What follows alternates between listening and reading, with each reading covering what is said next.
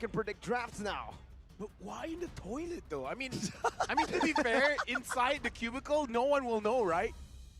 And he used a voice changer to be like, "Yo, Mirko." That's not how he sounds like. Oh, how does he sound like? Hey, Mirko, you think you're... That's low-key kind of lame. Oh, but, you know, he is an analyst. He isn't a bodybuilder. But hey, Come on. Fel, can you imagine you're in the bathroom and you hear that? Make the sound again. Do the voice. Hey, yo, Arashi. Man, I'm getting out. What? I'm leaving the bathroom. What is that? Arashi, come back. That's scary. Flush. Well, now the quad has been picked up. Yep. And again, it's like when you pick up the healers, no one's gonna catch the quad. Nope. At this point, Onic could win without fighting. They just have to win the lanes and then push the end. And then what is Geek Fam gonna do? The only thing that they can do is put Angela in the mid, but is that really a good idea? Right? Picking up like a Minotaur? If you put the Angela on the mid, it's not going to be Angeloy, it's going to be Anjaboy, right? Yep. And it's not 100%. We have seen that the Anjaboy, a boy on the Angela, isn't as effective. Then change it up. How? A What? Boyjala. I'm not talking about a name here. Oh, I'm talking about the pick sorry. on the player. All right. My bad. It's all right. Minotaur mid. What? Wait. Edith mid. I think a Hashtag standard 11. mid laner should work best for a boy. We have seen that on damage-dealing heroes, he is able to be that carry, a shadow carry, similar to their analyst. Marquis the first, but when he falls, there's always someone to back him up. The question is, what kind of hero will allow him to deal that much damage? Marky. Well, literally key levels of Eudora? damage. Wow. That's a bit too bursty, but I don't know, man. At this point, I wouldn't be surprised, right? They probably know something we don't, but the Fredrin gets banned out.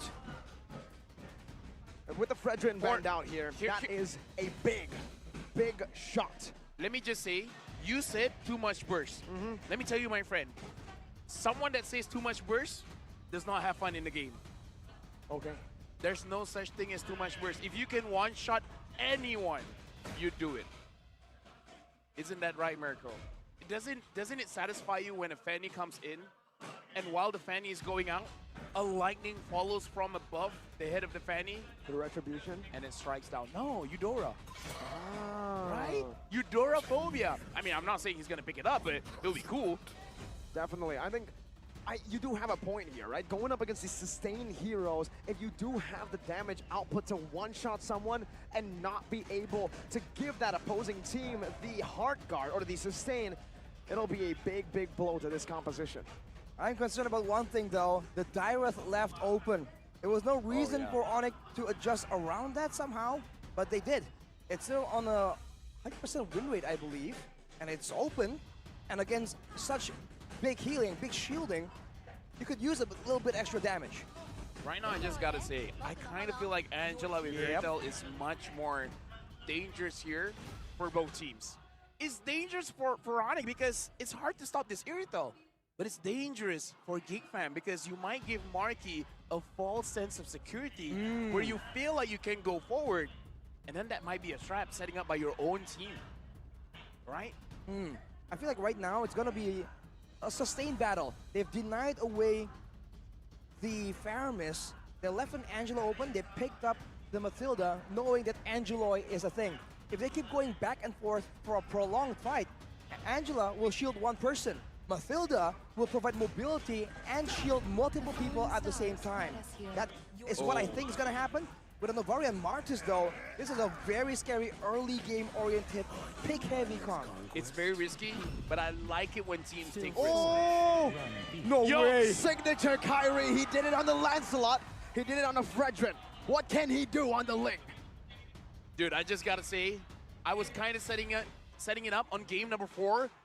The fact that Marky is always a problem. Someone has to dive. Going into the land of Dawn, can Marky survive the onslaught that Kairi will drop on his head? Game number 5, who wins this? Onic or Geek Fam? One slot to M5. We wouldn't have it better than this. Game 5 to determine who gets to the M5 World Championships, the defending kings, Onic, or the newcomers, the usurpers, Geek Fam. Going back to the drafts here, we usually see that if we see an Angela, the Irita and Yuzhong gets picked almost by default. That is not the path that Onic is going for. No, Angeloi. First blood for Kairi as the crowd erupts. Hey, listen. Boloyski has been planning all along. Whoa. He wants to get that 7 death as quickly as he can so he can start creating havoc. It's the signature Angeloi move. Exactly. And as Mirko was mentioning, it's the ATM meta as well. Looking at the emblems here by Dunia Games, a lot of movement speed emphasis. Everyone needs to be moving around right here. And later on, if it does become a macro chess match, it's gonna be every single bit of movement speed you can get will count. But with Boloyski having the focusing mark, there could be more pickoff available for Onic. Let's see, that's a good shot on the Suns. Right now, honestly, Geek Fam, looking at a draft, if they lose the first turtle, is going to be horrible for the draft. Because having the Martis, having the Yuzong, as well as having the Novaria, you have everything in your kit to win that. And Kairi is on the Ling. Not the best in contesting the turtles. So if Onic finds a way, wins the fight in the very first turtle, and then gets that turtle, it's going to be bad for Geek Fam. It's a very aggressive maneuver by CW with that BMI forward. But in the mid lane, we do see that Boloyski's going to be targeted down. Kairi dives his ex-teammate and takes him down for a second time this game. Gets the guiding win. Turtle setup for Onic. Now, I'm scared to speak. Because Onic's been getting a little bit too much advantage here. Oh, Suns has the hard guard stolen, by the way. That is a combo that could be used. The hard guard with the Ling combo. Lingela. As you... Angeling. Angeling. As you mentioned, Wolfell, if they can get the first turtle, it's going to be dangerous, and they're going to do it in their signature style. Going for aggressive plays before, instead of during the Lord and the Circling Eagle. That's the power spike. Level 4 for Mathilda. Let's take a look at the talents prediction. Presented to you by the Samsung Galaxy A34, A54, 5G. Sans. Flicker forward. Sans picks up a kill right as the talents prediction rolls up. Honestly, again, I kind of feel like Onic, they understand how important this first turtle is. Geek Fam, not so much. Because Onic has been preventing any kind of movements towards the area by just, let's get a kill. I mean, Boloyski's not going to be tanky. We can take him down. Aboy's not tanky. We can pressure him as well. Completely abusing the lack of crowd control and tanks in the front line. But now with Geek forcing the issue, both areas. That's a hard guard placed down. Wait, CW might be outplayed. Marquet with a solo kill. Now it's going to be Keyboy jumping into the fray. Finds it. Luke gets a kill on the Sans, but the turtle was slain by Kai. Boots. Oh, the flicker to the wall, but the guiding wind to save him. Luke chasing around with the help of Boloyski, now tying Keyboy up as Kairi jumps forward with a divine play. Luke chases back. Both roamers getting chased back, but a guiding wind grants him to safety. Boloyski isn't able to survive. Fourth death and counting. Now I'm mixed, because I did say if Onic wins that turtle, it's going to be bad for Geek Fam. But Geek Fam did get a few good kills, so I don't know. I still think Onic won that one, because they really should not be getting the turtle, but they did. Now wins the retro battle contest for the gold buff right there. But the Ling is 3-0 already, so early in the game. A snowballing Ling is an absolute nightmare, let alone one in the hands of Kairi. On top of that, I think there was a miscommunication on the bot side. Yeah. The hard guard, I think CW thought it was still going to linger for a bit longer, but Sans had other things to do. To be fair, I feel like the idea is I'm just going to give you a shield that's going to help you out. Yeah. And he wants to participate in the fight around the turtle. But Niall, I got to say, he's been quite passive in the markets here, where I feel like he could push the advantage. Perhaps it's because, I mean, I don't know. I feel like he can be a little bit more aggressive if he really wanted to, especially with the Assassin emblem with Rupturing. Oof, for now, though, you can see that Keyboy is flexing this Mathilda pick. So oppressive, and the cooldown on the Circling Eagle is probably a fair amount, but it really doesn't seem that way with how much it's being spammed out. Now Onic is once again without any objective on the map that he can use to predict the movements of Onic. They are free to do whatever they want. That's another Circling Eagle from Keyboy. They're going up top though with Gank Luke.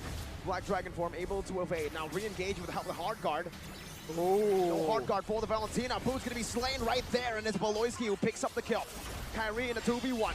Comes the blades, used up, not gonna be able to find a knockup, but gets all the blades, not enough damage so far. Luke with a fierce dive, and Luke, Beloy comes in on top.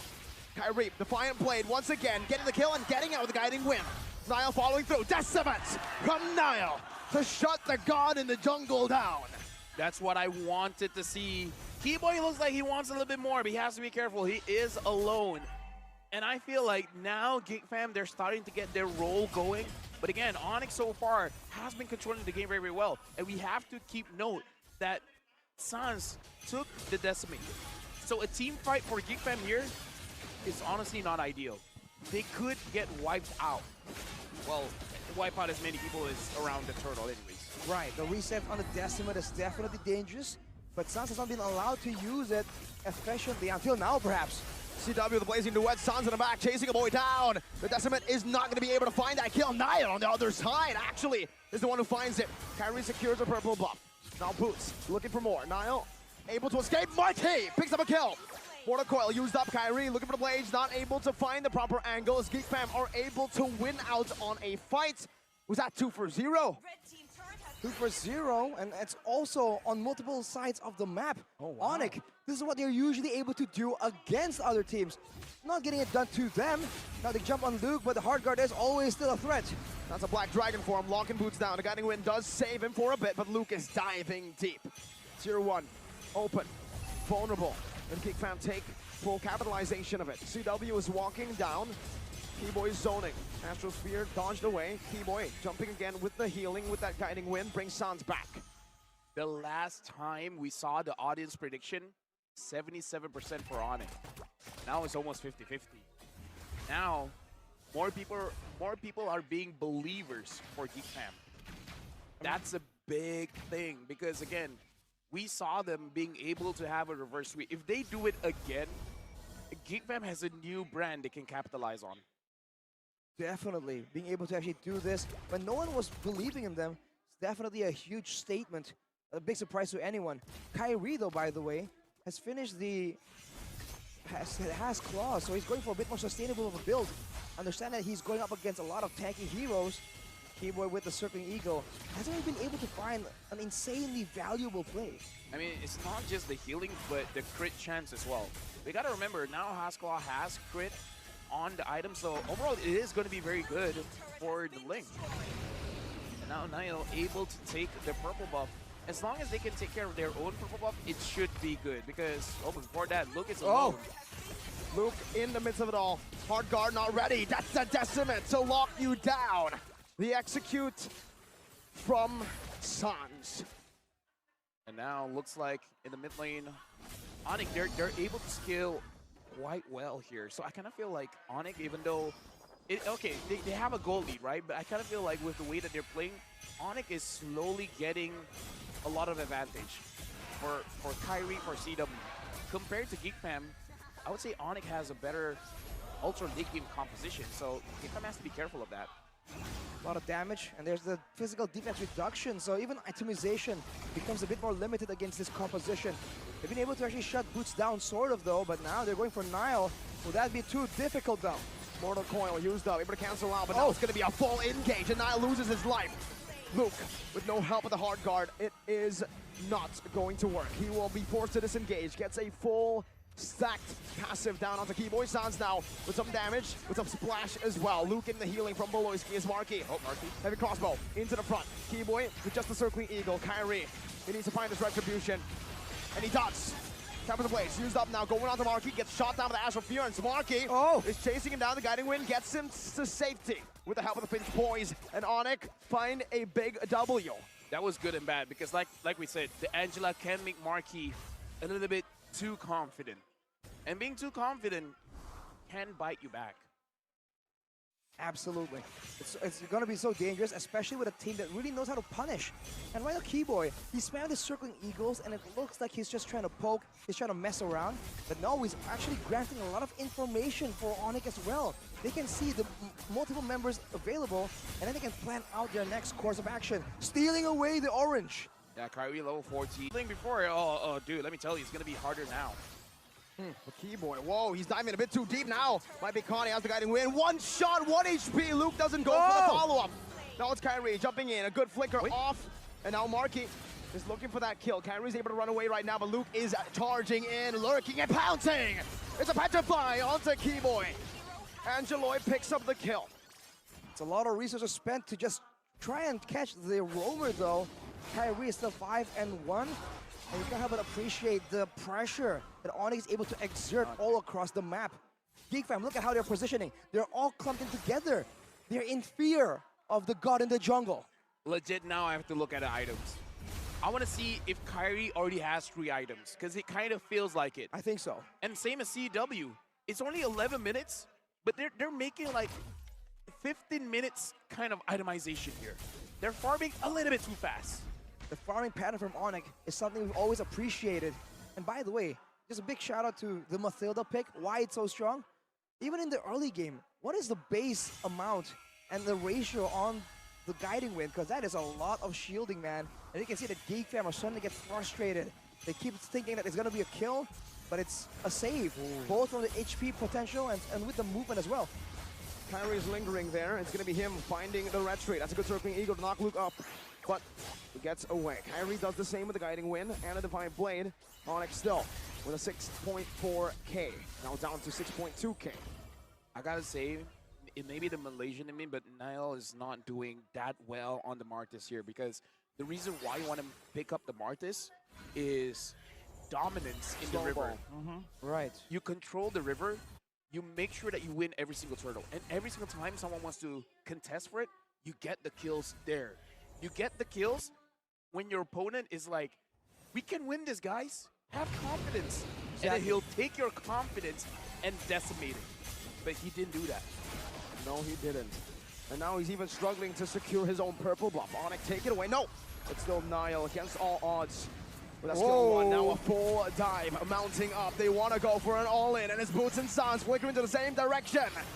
Onto the back he goes. Petrify missing. Sans getting out. Boots now caught in the midst of it all. That's a circling eagle. Oh! With a blazing duet! Takes Marky out. Boots in a 1v1 against Luke. Sustain versus burst.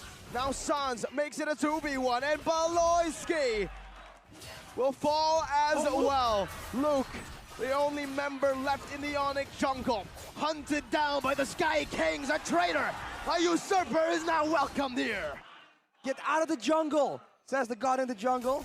And just like that, the mobility is so much. And CW attempting for an outplay, and Niall is the one backing away. He has failed to snowball, and now he's getting bullied around. And look at the movement from Onic. So many things being tried at once. It's a circling eagle to knock Niall up. Base turret's falling. CW taking low, able to get to that BMI, but now it's Marky with a chase. CW with a BMI, the guiding wind ready, and he pops it to get away. The Lord was also taken there. While Geek fam were busy with everything, Onic are looking to end this game. The guiding wind here is helping out the moment they see Angela using the hard guard. It's like, oh, is this a good time to fight? Of course not. Well, everyone, let's get out of here. It's like the magic school bus. Exactly. Get on, kids. Let's go. It's like, legit. It's a red flag fight, and it's just like, I got you. Let's get out of here. So it's very easy to bait out the hard guard. There's that factor, and now with how corralled Geekfam has been, Onic take base turrets, take the Lord at the same time, and Marky really isn't as strong as he was in the previous games. Does it have it in him still? Could be the key to victory here as the circling eagle lands. 2 members knocked up. Luke now, the Black Dragon form. They're able to defend from a base turret push. Only 3 taken down. The base still ready. They're playing with more than just that wave. Bottom, mid, top, they're all coming in. And again, Heart Guard is down. This might be the last push. Circling Eagle once again with a divine blade. Now the comes blaze as well. CW with a blazing duet to the back left, but nature comes in clutch. CW gets a boy. Baloyski's trying to defend in desperation. Once again, it's Onic with a base wide open, but Kairi loses his immortality. It's gonna be Sans as well. The Sky Kings have descended again. This time, they fly past MPLID to the Grand Finals. Our first M5 representatives. It is no one else but the Kings, the Sky Kings. Onic denies the reverse sweep, and look at their celebration. You know it's a battle for them to win. This best of 5 gave a lot to Onic. Look at Kairi and how much emotion he's showing. Kairi on his villain arc, all chill, all calm, collected. Not today, man. That was a very real victory in his heart. This game pushed both teams to the limit. The Boxia was gone. The Faramis was gone. That was the change. That was what won the draft for Onic.